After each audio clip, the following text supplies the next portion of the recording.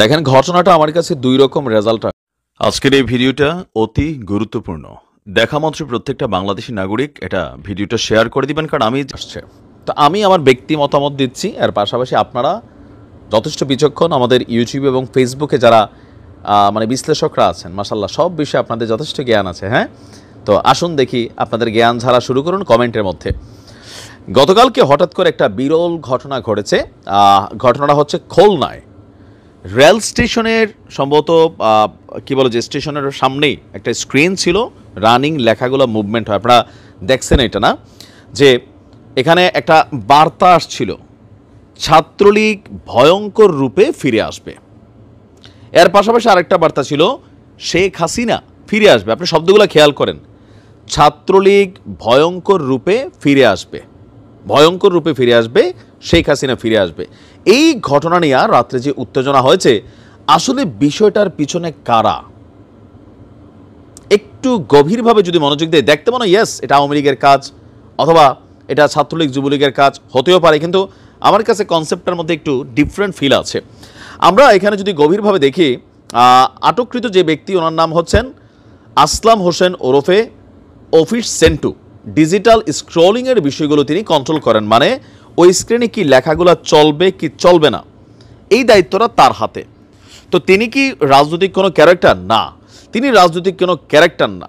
এখন ঘটনা প্রেক্ষাপটে দেখা যাচ্ছে যে এই ঘটনায় জড়িত সেন্টুকে যখন আটক করেছে পুলিশ, খুলনার রেলওয়ে পুলিশের ওসি তিনি বলছেন বিষয়টি দেখার পর রেলওয়ে কর্তৃপক্ষ সেটা বন্ধ করেছে, আর আমরা স্থানীয় জনতা রেল স্টেশন কর্তৃপক্ষ এই সেন্টুকে আটক করে আমরা হেফাজতে নিয়েছি।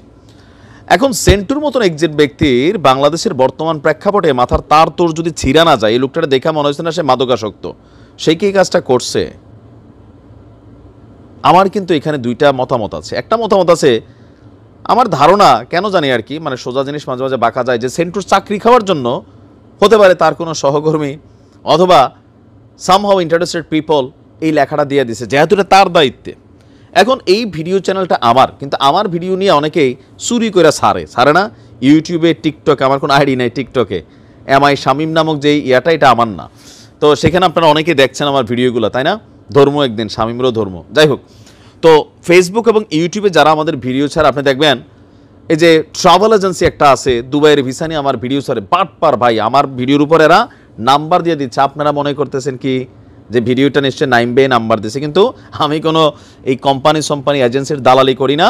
ওইসব ভুয়া ভিডিও দেখা আমার ভিডিও ঠিক আছে, কিন্তু এখানে নাম্বার দিয়ে বলতেছে নাইম ভাই এই নাম্বার দিছে। বুঝতে পারছেন যে চাইলে প্রযুক্তিকে ব্যবহার করে অনেক কিছু করা যায়। তো সেন্টুর যে নমুনা দেখছি, মনে হয়েছে যে এই লোক কোনো মাতাল বা মাদকাসক্ত ক্যারেক্টার না।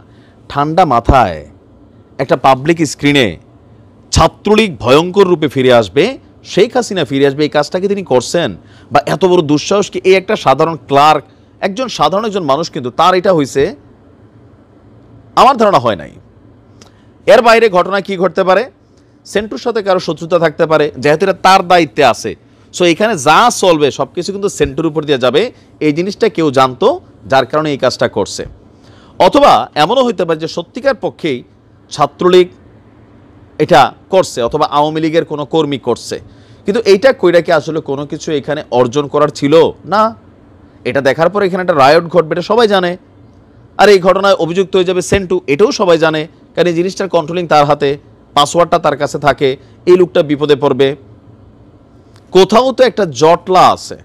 এক যদি তো সেন্টু নিজে ছাত্রলীগ কর্মী, আমি জানি না যদি তার রাজনৈতিক ব্যাকগ্রাউন্ডে থাকে তাহলে ধরে নিব ঘটলেও ঘটতে পারে, কিন্তু এই লোকটা দেখে আমার কাছে যতটুকু কথাবার্তায় মনে হয়েছে যে সামহাউ ট্র্যাপড। এটা আমার ব্যক্তি মতামত, বাট পুলিশ তাকে গ্রেপ্তার করেছে, নিশ্চয়ই আসল সত্যটা বের হবে।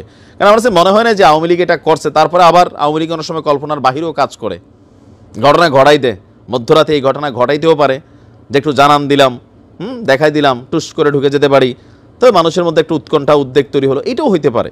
বাট এটার পারসেপশনটা কম আমার কাছে মনে হয়। তারপরেও আমাদের আইনশৃঙ্খলা বাহিনী কাজ করছে, নিশ্চয়ই আসল সত্য বের হয়ে আসবে। ভালো থাকুন।